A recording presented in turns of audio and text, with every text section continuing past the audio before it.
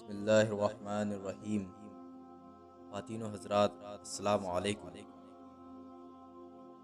ہارون رشید ایک بہت بڑا بادشاہ گزرا ہے جس کی حکومت پوری دنیا پر تھی۔ اس کے زمانے میں بہلول نام کے ایک بزرگ تھے۔ وہ اللہ کے بہت بڑے ولی تھے، اس لیے ہارون رشید ان کا بہت احترام کیا کرتا تھا۔ ہارون رشید کی بیوی جن کا نام زبیدہ تھا وہ بہت ہی نیک عورت تھی۔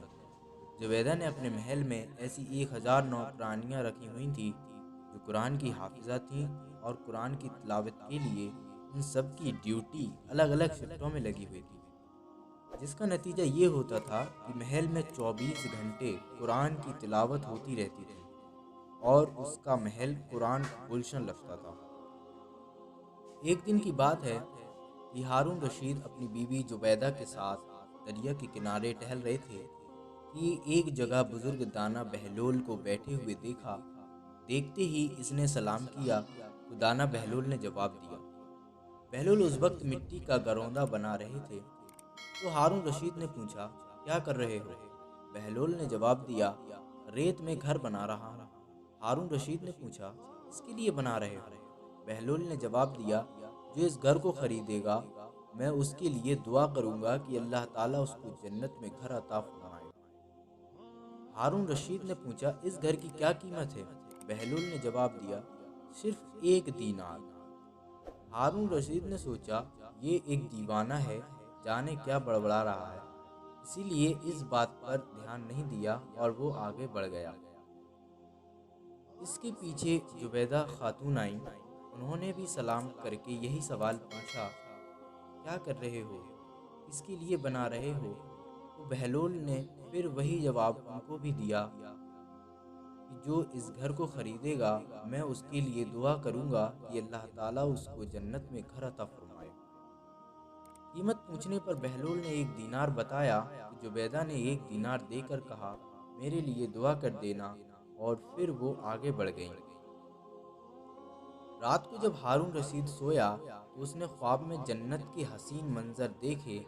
خوبصورت جھرنے، ہرے بھرے باغ اور اونچے اونچے خوشنما محل بھی تھے، اور ان محلوں میں ایک محل ایسا بھی تھا جس پر زبیدہ کا نام لکھا ہوا تھا۔ ہارون رشید نے سوچا کہ میں دیکھوں تو صحیح میری بیوی کا گھر کیسا ہے، لیکن اس سے پہلے کہ محل میں داخل ہوتا محل کے ایک چوکیدار نے اسے روک لیا۔ ہارون رشید نے کہا، اس محل پر میری بیوی کا نام لکھا ہے، یہ میری بیوی کا ہے، اس لیے مجھے اندر جانا ہے۔ چوکیدار نے کہا، نہیں، یہاں کا قانون الگ ہے، یہاں جس کا نام ہوتا ہے اسی کو اندر جانے کی اجازت ہوتی ہے، اس کے علاوہ کسی اور کو نہیں۔ جب چوکیدار نے ہارون رشید کو پیچھے دھکا دیا تو ہارون رشید کی نیند کھل گئی۔ جاگنے پر اسے یقین ہو گیا کہ بہلول کی دعا زبیدہ کے حق میں قبول ہو گئی، اور خود پر افسوس کرنے لگا کہ میں بھی اپنے لیے ایک گھر خرید لیتا تو کتنا اچھا ہوتا۔ وہ ساری رات اسی افسوس میں کروٹیں بدلتا رہا۔ صبح آنکھ کھلی تو اس نے سوچا کہ آج ضرور میں دریا کے کنارے جاؤں گا اور بہلول سے دعا کروا کے اپنے لیے جنت میں ایک مکان ضرور خریدوں گا۔ اگلے دن وہ دریا کے کنارے بہلول کو تلاش کرتے ہوئے ادھر ادھر دیکھ رہا تھا کہ اس نے پھر بہلول کو اسی طرح کا مکان بناتے دیکھا تو قریب جا کر سلام کیا اور بہلول نے جواب دیا۔ اس کے بعد پھر وہی سوالات شروع ہو گئے۔ ہارون رشید نے پوچھا، کیا کر رہے ہو؟ بہلول نے یہ جواب دیا، ریت میں گھر بنا رہا ہوں۔ ہارون رشید نے پوچھا، کس کے لیے بنا رہے ہو؟ بہلول نے جواب دیا، جو اس گھر کو خریدے گا میں اس کے لیے دعا کروں گا کہ اللہ تعالیٰ اس کو جنت میں گھر عطا فرمائے۔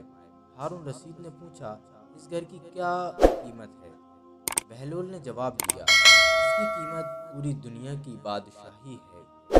ہارون رشید نے کہا، اتنی قیمت تو میں نہیں دے سکتا، لیکن کل تو 1 ہی دینار کے بدلے دے رہے تھے اور آج پوری دنیا کی بادشاہی مانگ رہے ہو۔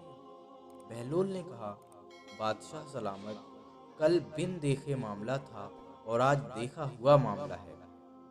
کل بن دیکھے سودا تھا اسی لیے سستا مل رہا تھا، اور آج چونکہ جنت دیکھ آئے ہو اسی لیے اب اس کی قیمت زیادہ دینی پڑے گی۔